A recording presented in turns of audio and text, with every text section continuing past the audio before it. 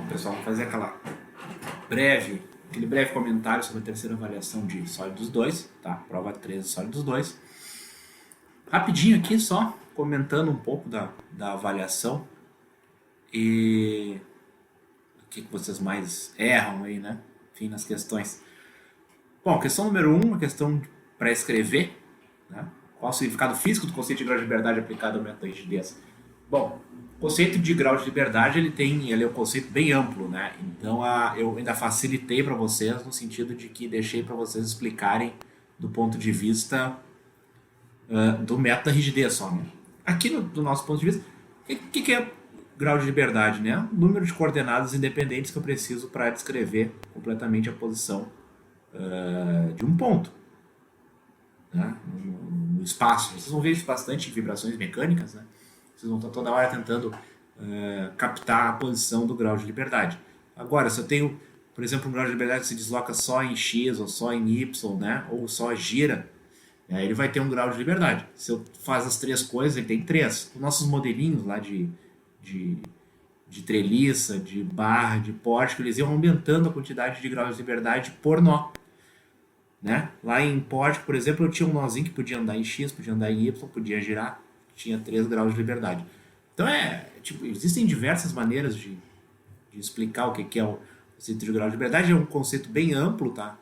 Dentro do âmbito do método da rigidez é isso, quantas maneiras diferentes o nó pode se deslocar.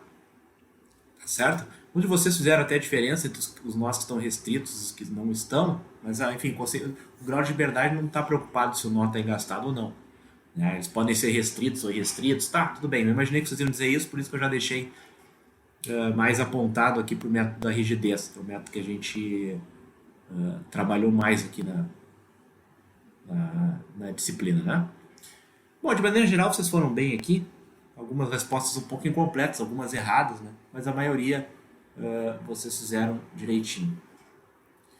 Questão 2, questão de flambagem, né? Valia 4 pontos. Eu tenho uma peça aqui, tem uma carga axial aplicada. Então essa carga aqui vai estar comprimindo esse elemento que vai de A até B aqui. Até falei, né? A gente tirou isso aqui de um implementozinho agrícola, enfim, mas esse contexto, isso um pouco importava para nós. Eu dei as dimensões.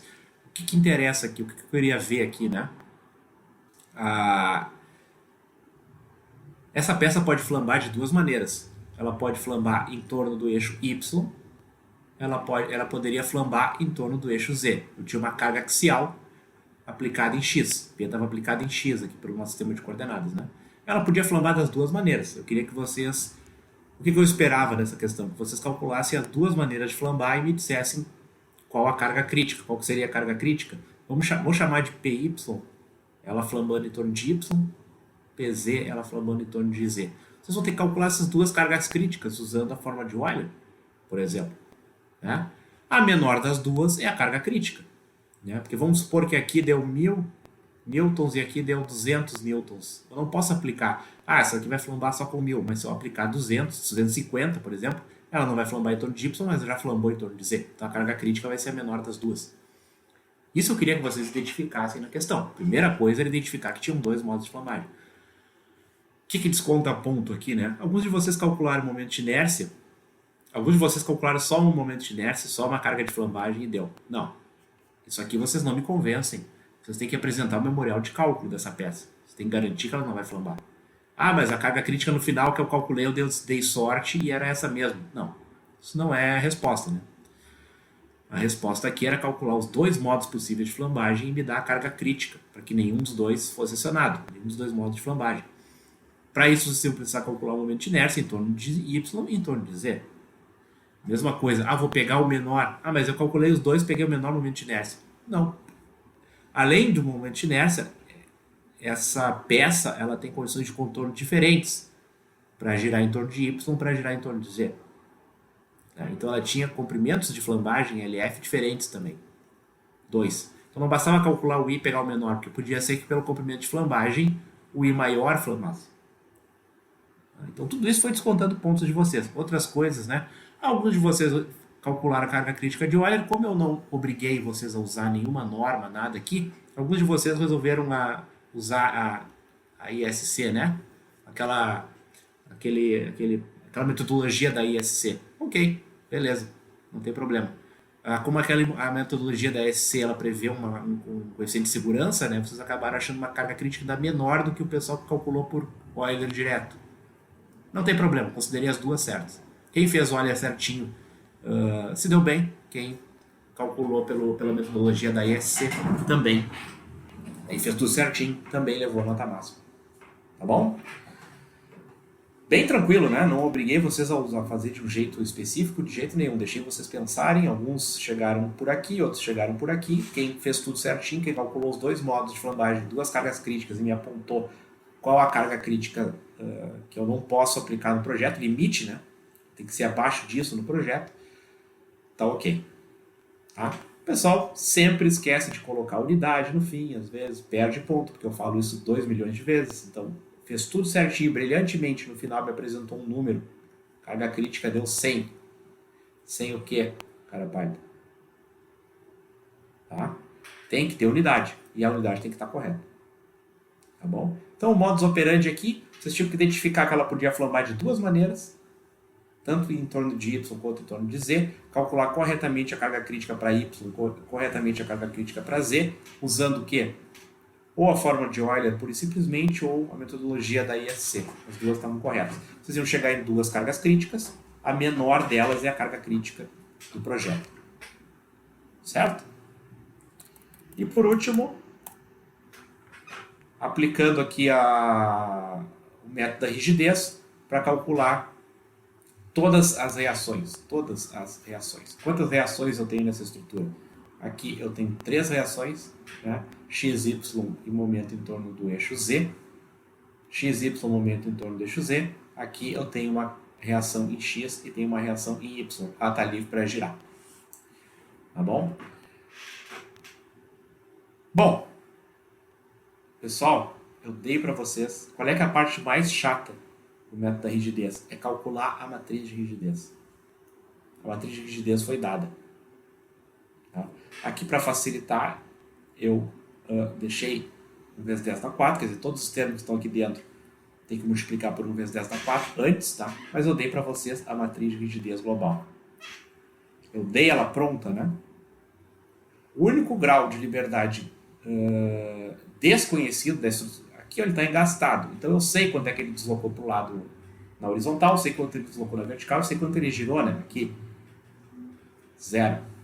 Eu sei quanto ele deslocou na horizontal, esse nó 3, eu sei quanto esse nó 3 deslocou na vertical e sei quanto esse nó 3 girou, né? 0.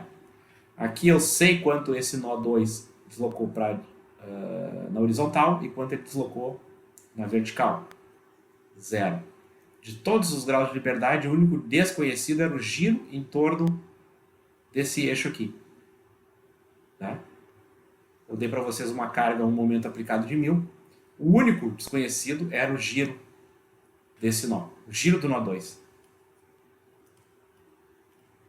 Era o único desconhecido. Tá? Aplicando a metodologia que a gente viu em aula, vocês tinham que cortar essa matriz como? Cortar aqui. Aqui vocês vão ter um vetor, né? DD desconhecido, vai ter uma posição só. Corto aqui. Essa aqui é a minha matriz K11. Né? Ela vai ser 1.067 vezes 10 na 4. Bom, aí aqui eu tenho o vetor de forças conhecido e o vetor de força desconhecido. O meu vetor de força conhecido, na verdade, é um escalar, né? Porque é um número só. O vetor de força conhecido, eu vou tirar ele dessa conta aqui. Aliás, vou tirar o deslocamento desconhecido, né? O meu deslocamento desconhecido, que é quanto girou o nó 2, ele vai ser igual a K1 na menos 1 vezes F conhecido. F conhecido é o quê? É um momento aplicado de 1000 Nm. Então, isso aqui eu conheço, isso aqui eu conheço, isso é uma matriz, né? Mas como é que eu inverto essa matriz? Pelo amor de Deus, né? 1,67 vezes 10 na 4. Só inverter isso, multiplicar pelo vetor de força conhecido, eu tinha o D desconhecido, que na verdade era um θ, né? Que era medido em radiano. Outra coisa, unidade. Uma vez que vocês têm isso aqui, também é muito fácil pegar o resto do vetor de deslocamentos conhecidos, que é tudo zero, né? Para obter o vetor de forças desconhecido. O vetor de forças desconhecido eram todas as outras reações que estavam faltando, que era o que eu queria na questão. Bom, vale para a questão 3, voltando um pouco na questão 2 também. Desenvolvimento, né? Isso foi pedido desde a área 1. Alguns de vocês andam reclamando aí e tal, mas, pessoal, se não tem desenvolvimento, eu não tenho como avaliar. Apareceu uma resposta aqui. Ah, mas a fórmula está certa. Sim, mas a fórmula surgiu do nada, apareceu uma resposta, carga crítica deu isso. Não. Mesma coisa aqui. Vocês têm que desenvolver, vocês têm que me mostrar que vocês entenderam que tem que cortar só esse pedacinho aqui, tirar o K11 e tal, calcular o vetor. Esse cálculo aqui tem que aparecer. Ah, mas eu não pedi reações? Às vezes faz parte do desenvolvimento. Quer dizer, aliás, eu só pedi reações, não pedi o giro. Eu não pedi esse valor. Mas essa conta tem que estar presente. Isso aqui tem que estar presente. O DD tem que estar presente na prova de vocês, para depois vocês calcularem o FD. O vetor de força desconhecido. O vetor de força desconhecido vai ter deslocamentos horizontais, forças horizontais, forças verticais e giros, momentos. Tá? Então vai ter unidades de Newton e unidades de Newton-metro. Mesma coisa, resposta com unidades. Vocês vão me dar um vetor de forças desconhecido, é um vetor que vai ter, em alguns lugares vai ter Newton, em outros lugares vai ter Newton-metro. Newton-metro, Newton, por aí vai. Você tem que me dizer cada coisa. Tá? Então, fontes de erro aqui, fontes que fizeram vocês perder pontos. Falta de unidades. E desenvolvimento. Ah, mas eu olhei a prova de um colega que tirou 10 e a minha resposta é igual. Desenvolvimento. Desenvolve. Mostra como é que chegou. Não tem como chegar em FD, não tem como chegar nas reações sem antes ter calculado esse vetor de deslocamentos aqui desconhecido. Tem que estar presente em algum lugar. E tem que ter unidade a resposta também, que senão perde ponto. Tá bom? Pessoal, via de regra é isso. Bem curtinho aqui a explicação. Tá? Mas vocês foram, de maneira geral, bastante bem também nessa avaliação. Tá certo? Então, tá, um abraço para vocês.